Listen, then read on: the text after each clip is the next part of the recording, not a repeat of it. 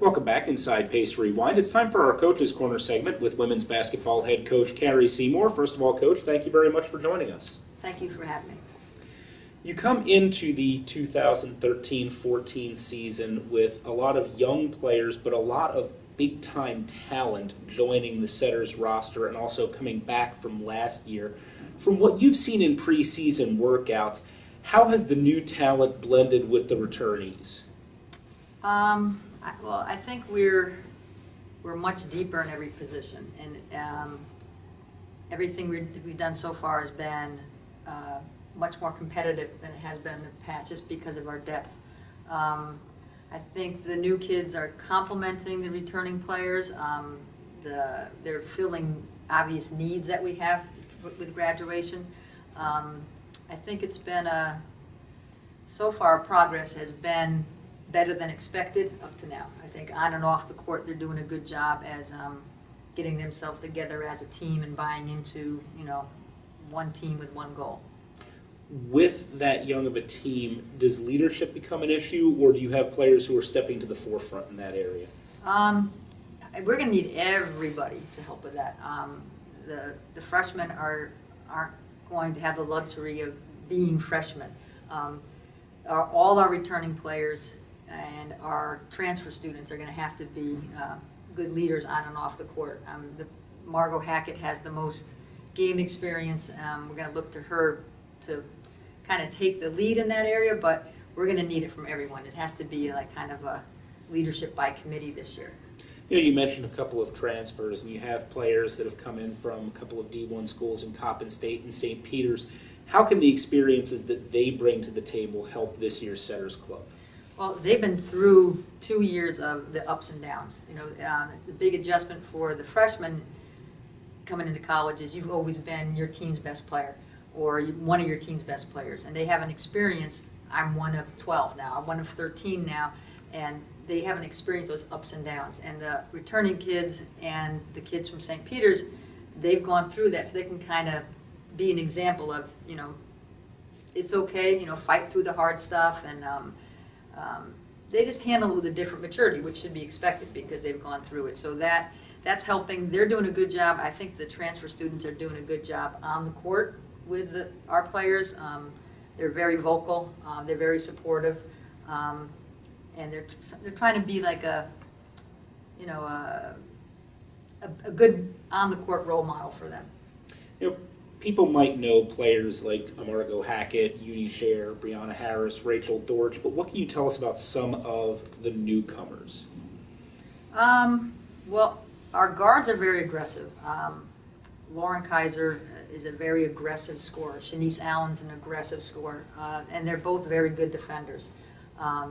Alexa Dietrich is a floor leader. She pushes the ball well. She sees the open court well. And all of the guards have played at a very high level. Brianna Salage is coming in for the program this year. She's coming off an ACL tear her senior year, so she's kind of just getting back into the basketball. Kirsten Dodge is the biggest kid we've ever had on our roster. She's 6'5". She puts the ball in the basket. She can finish with her right and left hand. She's going to be a matchup problem. It's going to be interesting to see, if she can handle the day-to-day, I don't want to say beating, but the day-to-day physical challenges she's going to get in games. It's different from high school. I don't think she's used to having that many big kids leaning on her. But she can, she's different. You can't teach 6'5", and she's something that our opponents will have to face that they haven't had to face in a long time.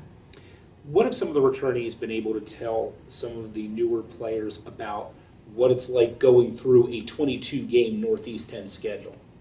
I don't even know if they've even gotten to that point yet. I mean, we're still working on getting to the next phase, and right now we're getting to where we start on Tuesday, 6 days a week. I think that's going to be a big adjustment.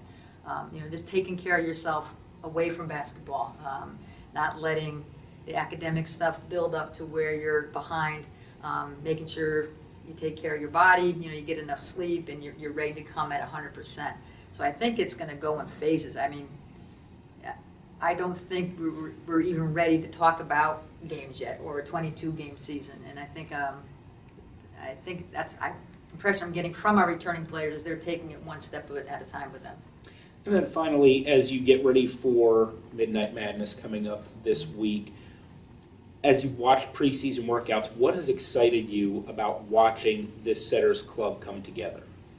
Again, I think the competitiveness.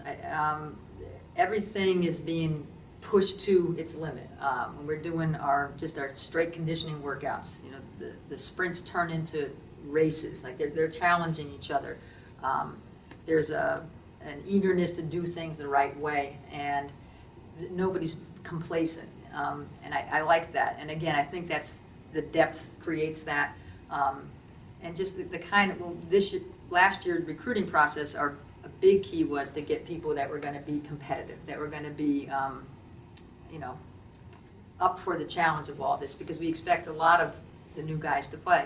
But so I think the competitiveness has been a nice, not a nice surprise, but one of the upsides. And I just think we're overall more aggressive offensively and defensively. I think there's more things we can do on the defensive end.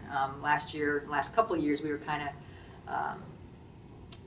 handcuffed. There was things we couldn't do because of our lack of depth and injuries. And knock on wood, we keep everybody healthy. There's a lot more. We can play a lot different style this year than we did in the past. Coach Seymour, thank you very much for joining us, and best of luck going forward. Thank you. When we come back, we'll have more Pace Rewind. You're watching Coach's Corner on Pace Rewind.